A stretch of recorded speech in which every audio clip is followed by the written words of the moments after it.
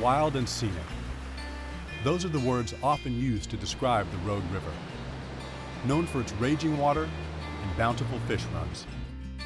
I'm just floored when I get out here and I see these fish ripping around. It's really, really impressive. But the water doesn't just provide a home to fish. Nearly 200,000 people call the surrounding valley home. Whether they're working or using the river to play, one thing is for certain: humans use a lot of water and send a lot of it back down the drain. Here at the Medford Treatment Facility, an average of 17 million gallons of wastewater are treated each day, cleaned and returned to the Rogue River. The challenge is that the historically cold Rogue River is warming, and the cleaned water returned by the facility contributes additional warm water to the system. I think for me and for a lot of people in this valley, the Rogue River and its fishing was a big part of what brought us here.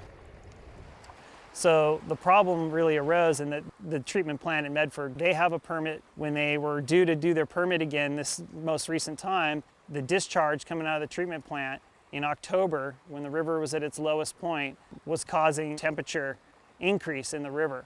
And minor temperature changes in the river can have an effect on fish populations. The city needed to do something about that in order to meet its permit requirements. It's people like Tom Suttle, a longtime employee of the Medford Treatment Facility, who is tasked with finding an effective solution. The water going into the river is too warm, so we had to do something to offset that temperature. We looked at other alternatives for cooling the water, chillers, removing the water from the river for a period of time, reuse. All of those were very expensive. But one solution was significantly less expensive, and surprisingly, it was the only one that provided a net environmental benefit. The Freshwater Trust designed and presented to the city a regulator-approved water quality trading program to meet the temperature requirements. It was one of the first programs of its kind. The solution? Plant trees. Temperature trading is planting projected shade and offsetting the temperature load on the river, and it's calculated in kilocalories. So what the city does is we contract with the Freshwater Trust. The Freshwater Trust finds the property, coordinates with the landowner, does the planning, maintains it, has it certified by an independent certification group, and we get a certificate that this section of planting gives us so many kilocalories of temperature offset. So we're buying shade. The City of Medford program was innovative because it was the first time the facility managers and the regulators had the ability to compare apples to apples, a restoration alternative with a gray alternative. The city's contribution to thermal loading in the Rogue River is pretty minimal. The costs for the other treatment alternatives were really high, and the benefits created were really low. Water quality trading programs simply give us the ability to use dollars wisely where they're going to achieve the greatest ecological benefit. By distributing restoration programs in the watershed where the fish actually need it, the city's making a much bigger contribution to the overall watershed health than would otherwise be possible with the implementation of technologies like chillers.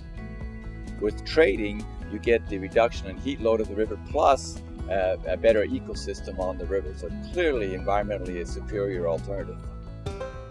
In order to offset the temperature influx of the plant's outflow, trees will be planted and maintained for the next 20 years.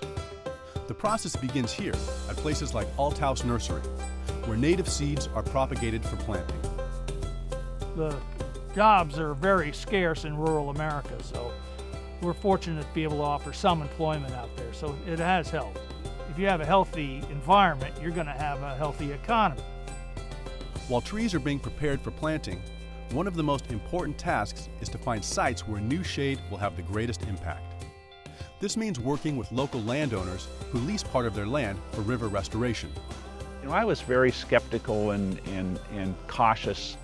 I think I was the first landowner for this particular project that was approached. And you think of all the legal ramifications, you think of the contract and how everything needs to be perfect in a contract. But when you point out the other options, the mechanical means of cooling the water before it goes in a river or building a lagoon, this just makes a lot more sense.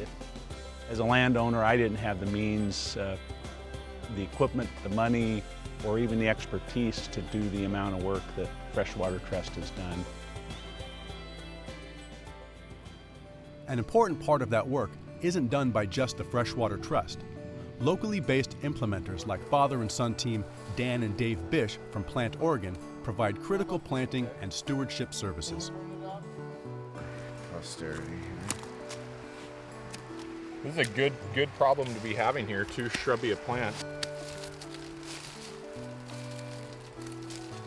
We get to, be the stewards of the river, and we're helping to clean the water and keep it cool, and we're planting native species where we were clearing out invasive species, and it's just it's an amazing thing. It's amazing to see a site transform from just a big mess to a healthy riparian environment.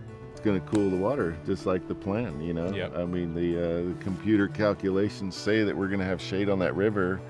It's our job to get the trees up there, Yep. Make sure those models are right. Yep. We got to get the trees to grow, and we're seeing great growth.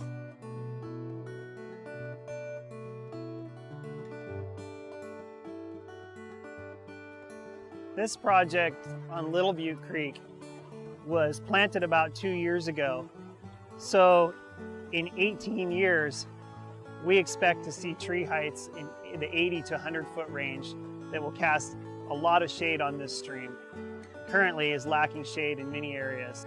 Our goal is to have the forest of the future coming up, and shade will be continually growing deeper, thicker, and taller to provide more and more thermal buffering to this stream.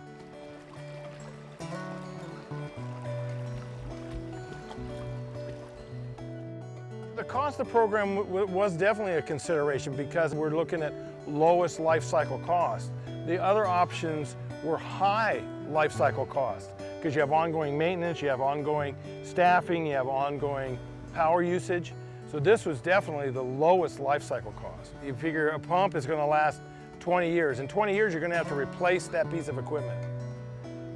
Well, in 20 years, these trees are going to be 80 feet tall. Trading by far was the least expensive. This project is a great example of when communities work together, and when the regulator regulated and the environmental groups work together well, you can find a solution that's better for the environment. So yeah, this is clearly a win-win for Medford.